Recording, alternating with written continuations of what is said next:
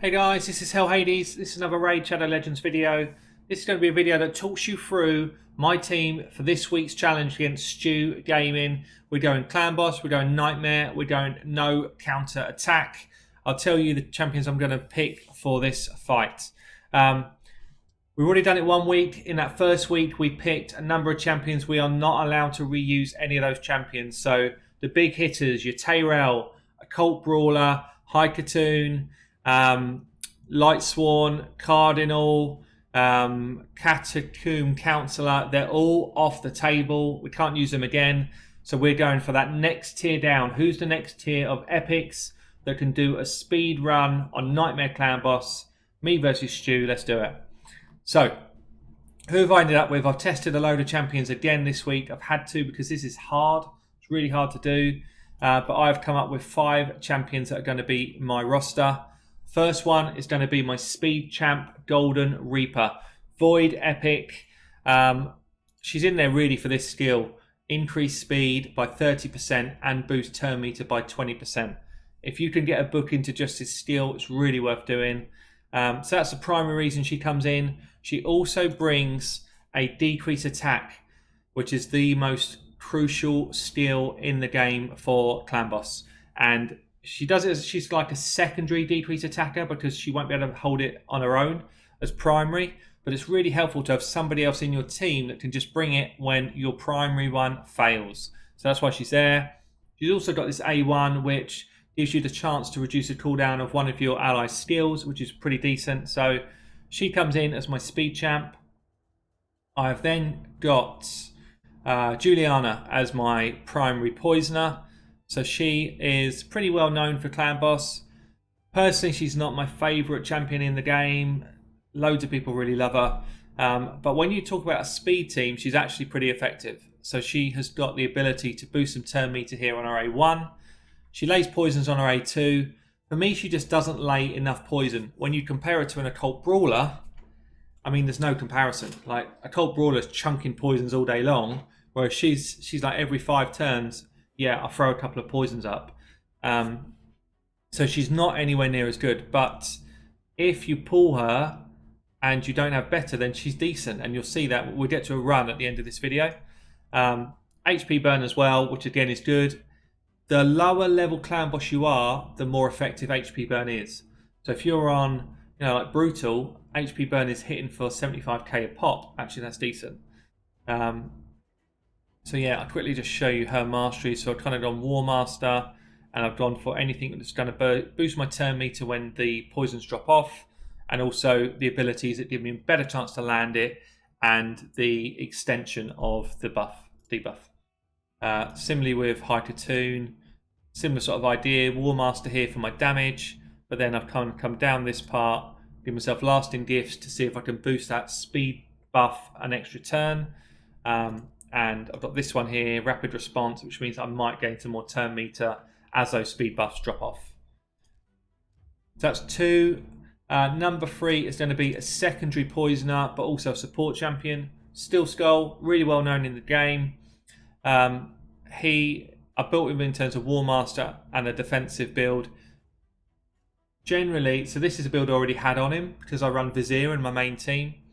Generally, what you'd want to do is actually not go defensive, but actually come down here, accuracy, down into Lasting Gifts, and down into Master Hexer. Reason you do that is you want his buffs to last for an extra turn, and you want his poisons to last for an extra turn. So that's how you'd normally build him. Which is going to cost me a bit of damage, but I didn't want to waste too many gems here. How have I built this guy then? So I have gone heavy defense. 4.4k defense on a Steel Skull is high. 230 speed is decent. 180 accuracy is good. It's good enough for Nightmare. To do that, I went defense, defense, defense. Yeah, so I just like push defense as high as I could on his artifacts.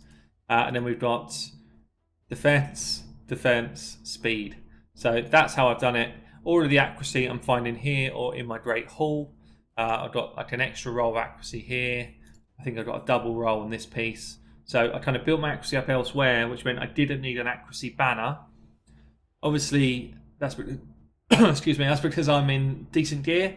But if you haven't got the same sort of level of gear, then an accuracy banner is absolutely fine. He just pulls his defense back a bit.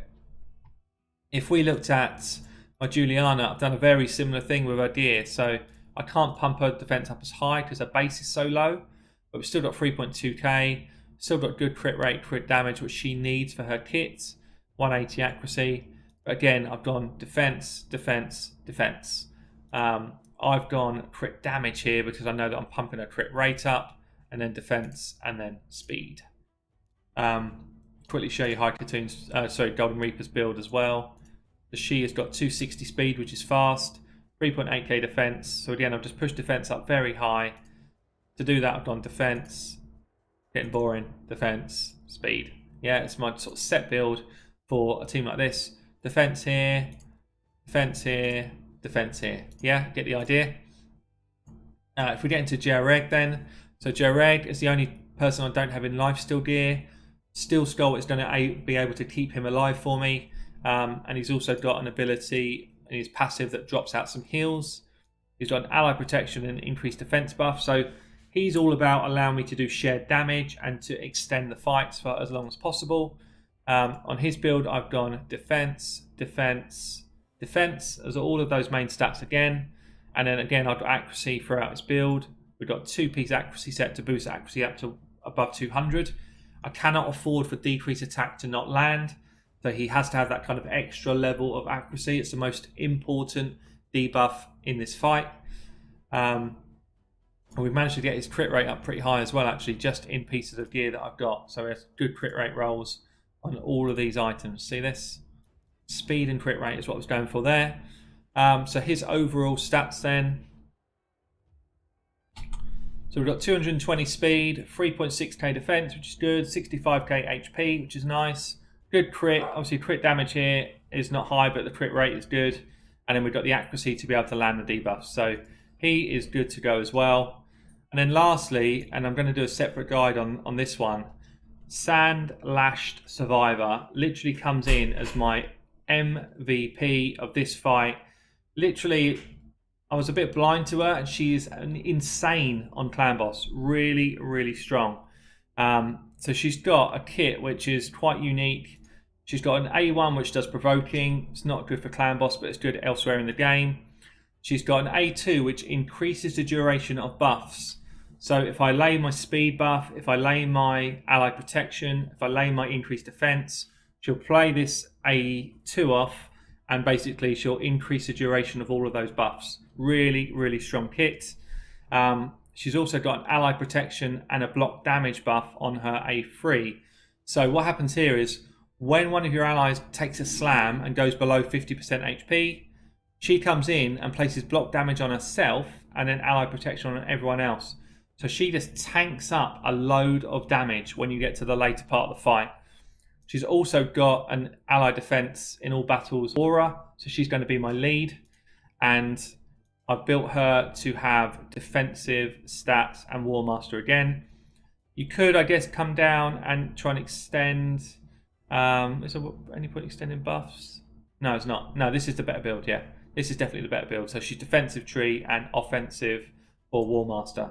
So she comes in as easily my strongest champion. And that is going to be the way my team are going to be set up against Stu. What we can do, I can just show you a run here, but it won't be the actual run for the battle. Let's just go in and use one key. Take out my normal team. And you'll see the way this runs. So I'll show you it just on manual so you can kind of see the effect I'm going for in this team. Where are we? Jareg. One more poison. There we go. Yeah, so I'll show you the kind of setup that I'm trying to do with this style team. Take it off auto for a second. So we want speed up as much as possible. I could just go increase defense here to get the extension. No, I think I'm going to try and get some poisons off first. So we're going to go increase defense and ally protection here. We're going to get our poison on from Juliana. And then we're going to go Endless Sands, which, watch all these buffs. Watch how they get extended here. It's also a hit. It's what's so great about her. So it's a hit as well, which means you've got a chance to get a War Master proc off, you've got a chance to do damage, all the while you're extending buffs on your team. So we could go decrease attack here, but I'd rather go A1 and try and reduce someone's cooldown. Didn't get it. And then basically it's rinse and repeat. So in the challenge with Stu, it's going to be fully auto. What I'll do here though is I'm going to run a fully manual run and see what sort of damage I can kick out with this team on full manual. But you can see here, this is the way it sets up. I just want this to come back as soon as possible. I'll come back in when we start to take a lot of damage, and you can see how effective Sandlashed's passive is when you get towards endgame. So we'll just see that. We've got speed up basically 100% of the time because of that ability, which is pretty nuts actually. That's quite crazy for a team of epics like this to keep speed running the whole time. And I think this Sandlash could end up being really good even in sort of higher level clan boss fights as well. See that reduced cooldown there? That's from the A1 of what's her face? Golden Reaper. We can just get it up there. Now I could hold on to this until we get the next speed up. I think I'm going to keep the speed up going actually on everyone that I can. Got 3 ticks there. Got another turn cooldown yet. So anyway, I'm going to run this through. I'll bring it back on when we start to take a lot of damage. So we're now really far into the fight. I've manualed for most of it. I've just thrown it on auto. What you should see here soon is the clan boss coming in with a big hit, and my Sandlashed Survivor, if that's what her name is, can't even think what her name is, she will tank up a good chunk of the damage that everyone else is taking. She's also extending those buffs. She's actually pretty broken. She's really good. You should see it hopefully on this next slam. She'll become unkillable, and everybody else will just take a half proportion of their damage. I know, the clan boss didn't hit us hard enough there. We've got increased defense up as well. We're well into this fight. This probably is going to be quite a big hit, I think, for an epic team. Without any of the kind of normal names that you might get. I guess Steel Skull is one of the normal names, but he actually benefits massively from a counter-attacker. He's not as good without it. See there, she's just gone unkillable. See that? And look how little the damage everyone else took was because she soaked that damage in, became unkillable, and then basically what you have to do is just wait for that to rotate again on cooldowns. But because we're running a speed team, it actually rotates quite quickly. We're going to start taking big hits soon. I've been in this fight for way too long to not be taking big hits here.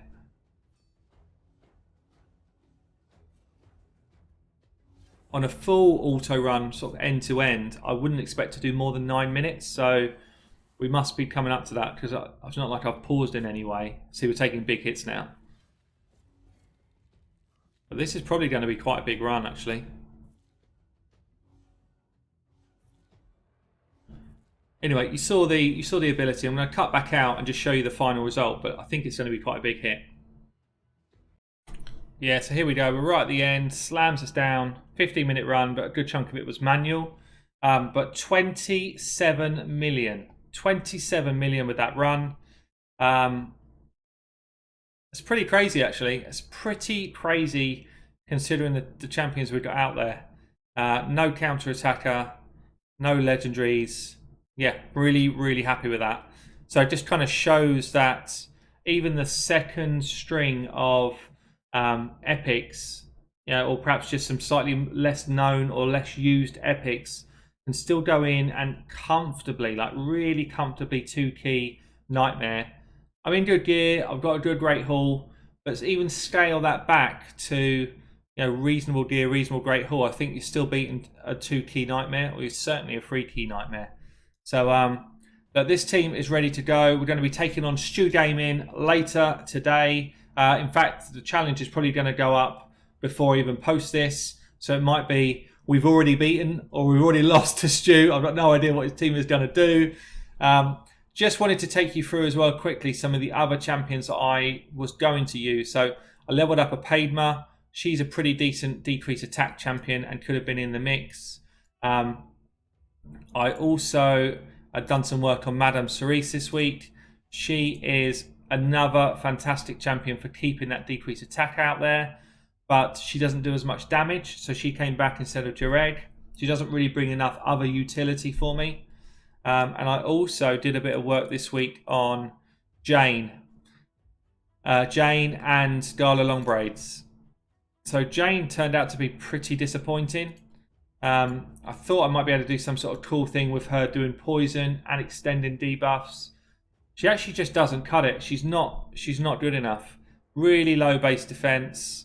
Yeah, she just didn't kick out much damage at all. Compared to Juliana, compared to Steel Skull, nowhere near. So that's a real shame. So I wouldn't recommend her. I'm going to do another video on poisoners, I think, soon, because I've now played around with a lot of these poisoners that are in the game, and I think I need to update the clan boss video that I've already done. And we also had a good go with Gala Longbraid. She was in my team for most of the week. Alone, she does good damage. She does better damage in Relentless Gear. And if you don't have an out-and-out healer, then you just can't keep her going. So because there wasn't really a healer that could cut the mustard in Epics, she had to come out of the team. But she's definitely an interesting champ. Again, I'll probably do a guide on her over the next week or so, because I think she'll be useful for a lot of people that have got her for their teams. I'll show you quickly how I did her masteries. So, standard kind of War Master build. I went for defensive masteries because she doesn't have a buff or debuff to land, and she doesn't buff the rest of your team. So it feels like that's the better way to go on her. Be interested if anyone's actually using her for any content right now. Is this mastery build similar to what you've got? Perhaps grab me on Discord and let me know. But yeah, so that is my kind of sum up of my week, preparing to fight Stu. For most of the week, I've been kicking out around 20 million damage. The Orc, what's her name again? Sandlashed Survivor dramatically has changed my damage output. So I'll be interested to see what I finally get on an auto run against Stu, but I'm hoping for mid-20s, somewhere like that. Anyway, this has been Hell Hades. I'll catch you all soon.